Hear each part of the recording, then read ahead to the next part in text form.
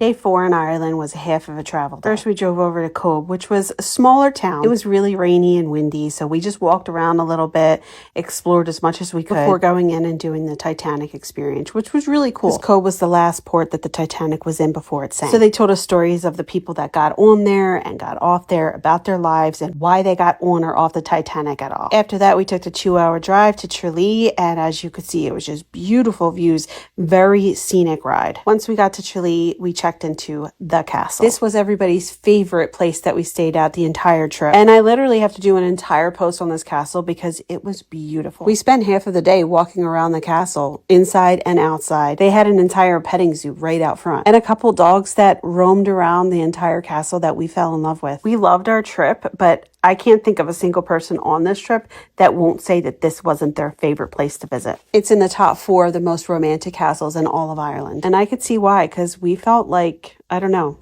royalty. So much so that we decided to have lunch here instead of going into the city. Zero regrets. Zero. Because it was the best seafood chowder that any of us have ever had in our entire lives. I've never had a seafood chowder with that much seafood and chunks. You literally felt like you were in a scene from Bridgerton or something. It was just so beautiful. I can't talk about this castle enough, but we didn't want to waste the day, so we did wind up going into Tralee. And we walked around for a bit, yeah, but then we found ourselves in Sean Oaks to have some drinks. From the outside, you can't tell how big it is, but there's so much seating and so much outdoor seating.